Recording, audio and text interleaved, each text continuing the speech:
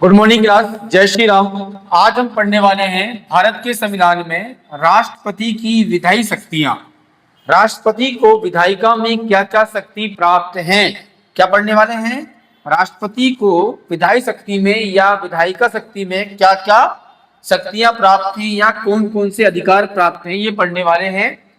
आप एक बात ध्यान रखना बेटा, संसद जो है ना, संसद जो है, संसद का अभिन्न अंग होता है राष्ट्रपति, है ना। अभिन्न अंग होता है बेटा राष्ट्रपति, ध्यान रखना। संसद में कौन कौन होते हैं? लोकसभा, राज्यसभा और राष्ट्रपति, है ना। ये संसद कहलाती है और संसद का अभिन्न अंग होता है राष्ट्रपति। जब भी कोई विधेयक, है ना, संसद में पारित होता है तो राष्ट्रपति का अनुमोदन, मतलब राष्ट्रपति के हस्ताक्षर करने के बाद ही कोई विधेयक कानून बनता है। इसीलिए संसद का अभिन्न अंग होता है राष्ट्रपति, ये आपको ध्यान रखना है। और ये राष्ट्रपति की जो है विधायी शक्ति है, ध्यान रखना। चलिए स्टार्ट करते हैं अपन आगे। सबसे पहले संसद में राष्ट्रपति को कौन कौन से अधिकार देखिए। संसद के सत्र को आहूत करने का अधिकार है। आहूत मतलब होता है बेटा बुलाना, है ना। क्या करना? बुलाना। क्या होता है? बुलाना या निमंत्रण। क्या? निमंत्रण। जब भी आप शादी विवाह में जाते हो तो क्या करते हो? लोगों को निमंत्रण देते हो, बुलाते हो, है ना। उससे संविधान की लैंग्वेज में बोलेंगे आहूत करना। क्या करना? आहूत करना। अब संसद में किसको आहूत कर रहे हैं? संसद के सत्र को, है ना। संसद के सत्र को क्या करना है? राष्ट्रपति आहूत करने का अधिकार है, मतलब सत्र को बुलाने का अधिकार है। ठीक है, संसद के सत्र को बुलाने का अधिकार राष्ट्रपति को है, ठीक है ना। वहीं हम बात करेंगे सत्रवसान करने का अधिकार। सत्रवसान करने का अधिकार मतलब होता है रोक देना, सत्र को रोक देना, है ना। और कोई टाइम पीरियड नहीं है बेटा, अनिश्चित काल, है ना। अनिश्चित काल मतलब 1 महीने, 2 महीने, 4 महीने, मतलब ये क्या है? राष्ट्रपति उसको रोक देना, सत्र को रोक देना, ठीक है। तो सत्रवसान मतलब क्या होता है? सत्र को रोक देना, है ना। कोई टाइम पीरियड नहीं है, 1 महीने, 2 महीने, 4 महीने, सत्र को रोक देना राष्ट्रपति का अधिकार है। ध्यान रखना बेटा, राष्ट्रपति जो भी कार्य करता है प्रधानमंत्री की सलाह से और प्रधानमंत्री के कहने पे करता है, इतना आपको ध्यान रखना है। यदि संसद के सत्र को बुलाना है, आहूत करना है, तो प्रधानमंत्री कहने पे करेगा, है ना। सत्रवसान करना है तो भी बेटा संसद जो है ना, आपका जो प्रधानमंत्री है उसके कहने पे करेगा। सत्रवसान मतलब होता है सत्र को अनिश्चित काल तक रोक देना, है ना। कोई समय निर्धारित नहीं है कब तक रोकना है, ठीक है ना। वहीं हम बात करेंगे लोकसभा को भंग करने का अधिकार है राष्ट्रपति को, है ना। मैंने आपको बताया था लोकसभा जो है आपकी, लोकसभा भंग हो सकती है। ये क्या है? अस्थाई। क्या है? अस्थाई सदन है, ध्यान रखना, है ना। जब मैं आपको लोकसभा और राज्यसभा दोनों अच्छे से पढ़ाऊंगा, संसद पढ़ाऊंगा तो अच्छे से डीप से बताऊंगा, लेकिन इतना भी समझना है आपके लिए, लोकसभा को भंग करने का अधिकार भी राष्ट्रपति को है। क्लियर है। और राष्ट्रपति जो भी इनमें से कार्य करेगा वो प्रधानमंत्री के कहने पे करेगा या सलाह पे करेगा, ठीक है ना। प्रधानमंत्री जो बोल देगा वो राष्ट्रपति कर देगा। समझ में आया कि नहीं आया? संसद को आहूत करने का अधिकार है, सत्रवसान करने का अधिकार है और लोकसभा को भंग करने का अधिकार भी राष्ट्रपति के पास है। क्लियर है। चलिए, इसके बाद संसद के सदन तथा एक साथ दोनों सदनों को, है ना, अभिभाषण करने का अधिकार है ना। राष्ट्रपति चाहे तो एक सदन, मतलब, है ना, सदन मतलब होता है बेटा लोकसभा एक सदन है, लोकसभा क्या है? एक सदन है। और राज्यसभा एक सदन है ना। राज्यसभा क्या है? एक सदन है। क्लियर है। तो एक सदन मतलब होता है इनमें से कोई भी, है ना, इनमें से कोई भी। तो सदन के, है ना, सदन के तथा एक सदन या दोनों सदन को एक साथ में भाषण देने का अधिकार है राष्ट्रपति को। या तो वो एक सदन किसी में भी लोकसभा में जाके अभी भाषण देने लगेगा, है ना, या दोनों के साथ में ही भाषण देने का अधिकार राष्ट्रपति को है ना। संसद के एक सदन में तथा एक साथ दोनों सदनों में भाषण देने का अधिकार राष्ट्रपति को है, ये आपको ध्यान रखना है। क्लियर है। चलिए नेक्स्ट देखेंगे अपन, लोकसभा के प्रत्येक साधारण चुनाव के बाद पहली बैठक में भाषण देने का अधिकार है राष्ट्रपति को, ठीक है ना। जब भी लोकसभा के चुनाव होंगे, हर 5 साल में होते हैं बेटा, ध्यान रखना, है ना। चुनाव होंगे हर 5 साल में, क्या होते हैं? लोकसभा के चुनाव होते हैं हर 5 साल में। जब भी लोकसभा के चुनाव होंगे, चुनाव होने के बाद पहली बैठक जो होगी उस बैठक में भाषण देने का अधिकार है राष्ट्रपति को।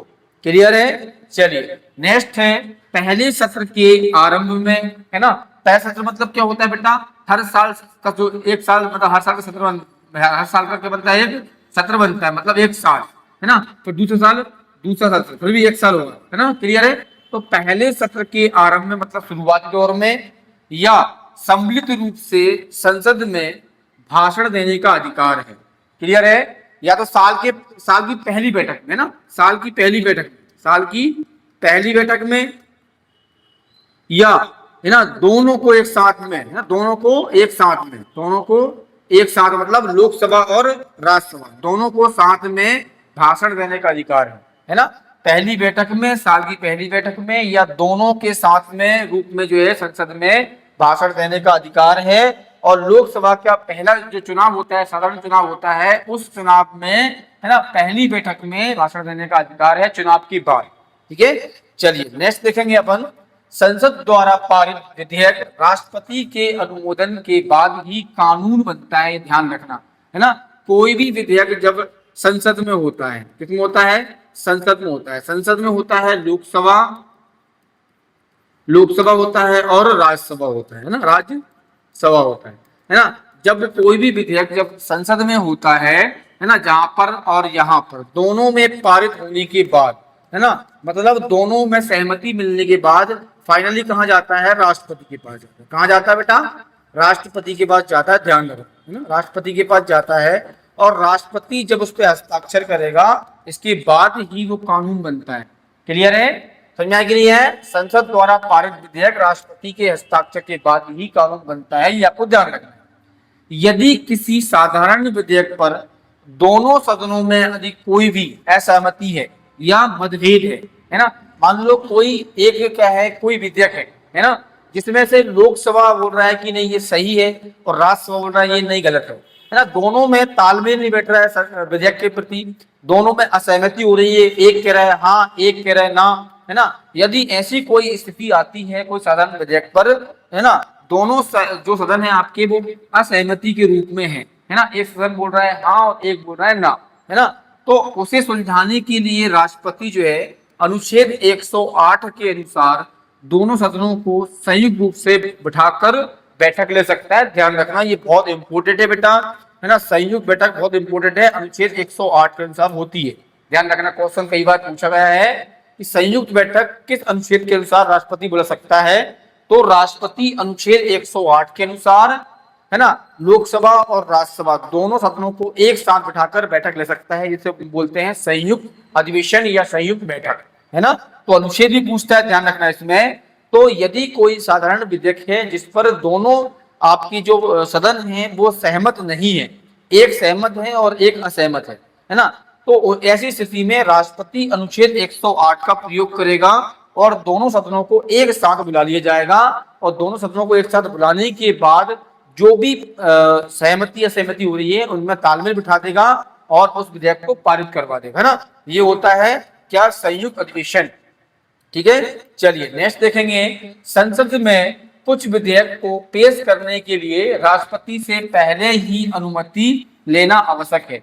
संसद में कुछ विधेयक ऐसे होते हैं जिनको संसद में पारित करने से पहले ही, संसद में रखने से पहले ही राष्ट्रपति से पहले ही जो है आपकी सहमति लेनी पड़ती है कि भाई ये विधेयक आ रहा है, ये हम संसद में पारित करें कि नहीं करें, है ना। जिनमें से हम पहली बात करेंगे एक ही, नए राज्यों के निर्माण के लिए। यदि कोई नए राज्य का निर्माण करना है तो राष्ट्रपति से पहले ही सहमति लेनी पड़ेगी, फिर वो बिल या विधेयक संसद में पारित होगा। ठीक है ना, पहले ही क्या होगा बेटा, सहमति लेनी पड़ेगी राष्ट्रपति से बिल को संसद में रखने से पहले ही, है ना। तो यदि कोई नए राज्य का निर्माण करना है तो राष्ट्रपति से पहले ही सहमति लेनी पड़ेगी। या वर्तमान राज्यों के क्षेत्रों में कोई बदलाव करना है ना, या सीमाओं में बदलाव करना है या उनके नामों में परिवर्तन करना है, तो राष्ट्रपति से पहले ही सहमति लेनी पड़ेगी कि भैया नामों से संबंधित परिवर्तन करना है तो पहले राष्ट्रपति से सहमति लेनी पड़ेगी, इसके बाद वो बिल जो है संसद में पेश होगा, है ना। यदि नए राज्य का निर्माण होना है तो पहले राष्ट्रपति से सहमति लेनी पड़ेगी। या वर्तमान राज्य के क्षेत्रों में या उसके सीमाओं में परिवर्तन करना है तो पहले ही राष्ट्रपति से सहमति लेनी पड़ेगी, फिर वो बिल संसद में पेश होगा और फिर पारित होगा। ठीक है, क्लियर है। चलिए नेक्स्ट देखेंगे अपन। नेक्स्ट है आपका धन विधेयक से संबंधित, है ना। जब भी कभी धन विधेयक से संबंधित यदि कोई विधेयक राष्ट्र संसद में पेश होना है तो पहले से ही राष्ट्रपति से सहमति लेनी होती है। और धन विधेयक आता है अनुच्छेद 110 में। ये बहुत इंपोर्टेंट है बेटा, ध्यान रखना। क्लियर है, इसको याद रखना। धन विधेयक जब संसद में पेश होता है तो अनुच्छेद 110 के अनुसार होता है और इस पर राष्ट्रपति से पहले ही सहमति ले ली जाती है। तो इस पर राष्ट्रपति कभी भी असहमत नहीं होता है ना, उस पर डायरेक्टली हस्ताक्षर कर देता है, क्योंकि सहमति के अकॉर्डिंग ही धन विधेयक संसद में पेश होता है। ध्यान रखना है, अनुच्छेद 110 के अनुसार, बहुत इंपॉर्टेंट है। क्लियर है। धन विधेयक से संबंधित यदि कोई विधेयक संसद में पेश होना है, उस बिल को पहले ही पेश करने से पहले राष्ट्रपति से सहमति लेनी होती है। इसीलिए धन विधेयक पर राष्ट्रपति डायरेक्ट हस्ताक्षर कर देता है, क्योंकि सहमति पूर्ण कार्य किया जाता है संसद के द्वारा। संचित निधि में व्यय करने वाले विधेयक, है ना, ध्यान रखना। देश में जो भी इनकम, जो भी टैक्स वगैरह आपकी जो आती है, आप जो जितने भी टैक्स आपके जो भी टैक्स होते हैं वो संचित निधि में जाते हैं, है ना। संचित निधि में यदि कोई व्यय करने वाले विधेयक है ना, संचित निधि से पैसे निकाल कर कहीं पर खर्चे करने वाले विधेयक हैं, तो उस विधेयक पर पहले ही राष्ट्रपति से सहमति लेनी पड़ेगी संसद को, है ना। और ये आपके संचित निधि से जो खर्चे वाले जो विधेयक होते हैं बेटा, वो अनुच्छेद 117 के 3 के अनुसार बनते हैं। ठीक है ना, क्लियर है। आपको ध्यान रखना है, संचित निधि से खर्चे वाले जो विधेयक हैं वो अनुच्छेद 117 के 3 में है। और यदि संचित निधि से पैसा निकालना है गवर्नमेंट के लिए और वो बिल यदि संसद में पेश होना है तो पहले ही राष्ट्रपति को बता दिया जाएगा कि भैया हम संचित निधि से खर्चे के लिए पैसे निकाल रहे हैं और वो विधेयक जो है ना आपका लोकसभा में पेश होने वाला है। ठीक है। ऐसे कराधान पर जिसमें राज्य हित जुड़े हों, है ना, ये बेटा जितने भी आपके कराधान है जो व्यय है ना, खर्चे है ना, ऐसे खर्चे पर जिनमें राज्यों के हित जुड़े हुए हैं उन विधेयकों पर पहले ही राष्ट्रपति से सहमति लेनी होती है। आपको ध्यान रखना है। ठीक है। चलिए नेक्स्ट देखेंगे अपन। राज्यों के बीच व्यापार, वाणिज्य और समागम पर रोक लगाने वाले विधेयक यदि हैं, है ना, तो उनसे पहले ही राष्ट्रपति से सहमति लेनी पड़ेगी, है ना। क्लियर है। इसके बाद वो पेश होगा, है ना। तो मतलब इन विधेयकों पर राष्ट्रपति कभी रोक नहीं लगाता, है ना। बोलते हैं ना वीटो पावर, राष्ट्रपति के पास वीटो पावर है, वो नेक्स्ट क्लास में पढ़ने वाले, है ना। वीटो पावर जो है ना, रोक लगाना, तो इन विधेयकों पर राष्ट्रपति कभी रोक नहीं लगाता, क्योंकि राष्ट्रपति से पहले ही सहमति ले ली जाती है। इसके बाद वो पेश होते हैं तो राष्ट्रपति डायरेक्ट हस्ताक्षर कर देता है ना, डायरेक्ट हस्ताक्षर करेगा और काम हो जाएगा। तो ऐसे विधेयक जो राज्यों के बीच व्यापार, वाणिज्य और समागम पर रोक लगाने वाले विधेयक हैं, उन पर राष्ट्रपति से पहले ही सहमति ले ली जाएगी। और ये ऐसे जो बिल होते हैं बेटा, जो विधेयक होते हैं, वो अनुच्छेद 304 के अनुसार राज्यसभा में पेश होते हैं या लोकसभा में पेश होते हैं। ठीक है ना, क्लियर है। तो ऐसे राज्यों के बीच व्यापार, वाणिज्य और समागम पर रोक लगाने वाले विधेयक जो है ना, अनुच्छेद 304 के अनुसार आते हैं और राष्ट्रपति से पहले ही इस पर सहमति ले ली जाती है ना। ध्यान रखना है आपको।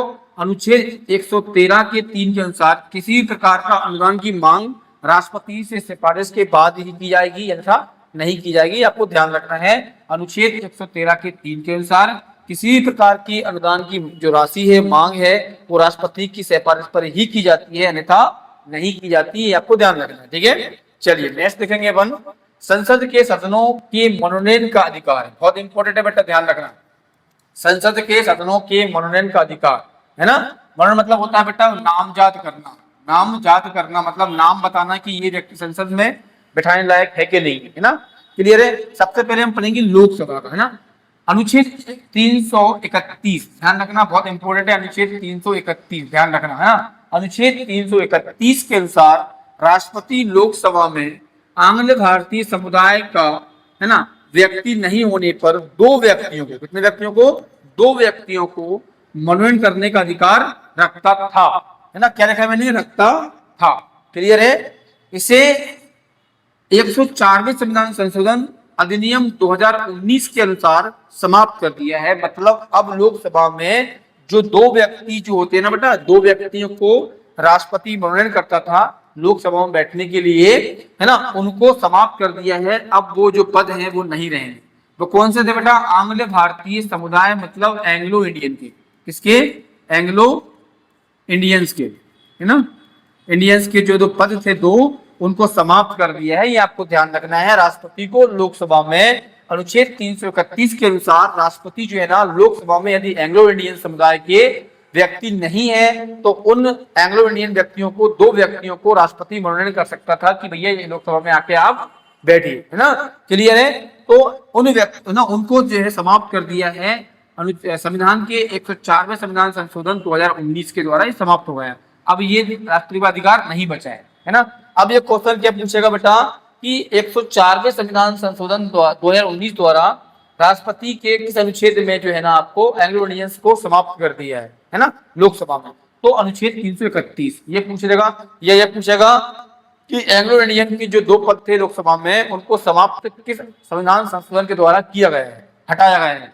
तो 104वें संविधान संशोधन 2019 के द्वारा हटाया गया है। ये आपको ध्यान रखना है, ठीक है, बहुत इंपोर्टेंट है बेटा, ध्यान रखना है, बहुत इंपोर्टेंट है, क्वेश्चन आता है यहाँ से। चलिए नेक्स्ट हम देखेंगे राज्यसभा में, ये आपका है अभी और ये भी बहुत इंपोर्टेंट है, क्लियर है, बहुत इंपोर्टेंट है, आपको ध्यान रखना है। अनुच्छेद 80 के 3 के अनुसार, अनुच्छेद 80 के 3 के अनुसार राष्ट्रपति को राज्यसभा में 12 सदस्य, ये याद रखना है बेटा, कितने सदस्य, 12 सदस्य मनोनयन करने का अधिकार है। मतलब नाम याद करने का अधिकार है, नाम बताने का अधिकार है कि इसको राज्यसभा में बुलाकर प्रतिनिधि बनाओ, है ना।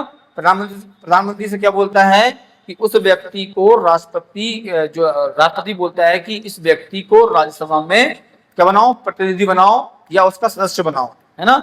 लेकिन उनकी एक कंडीशन है बेटा, वो कला में निपुण होनी चाहिए, है ना, कला में फेमस व्यक्ति होने चाहिए। जैसे कि आप कला क्या होता है बेटा, जैसे खेल, है ना, खेल हो गया आपका, जैसे क्रिकेट हो गया, है ना, सचिन तेंदुलकर, है ना, या अभिनेता हो गया, अभिनेत्री हो गया, है ना, जिनके पास कला हो, कलाकार हो, है ना।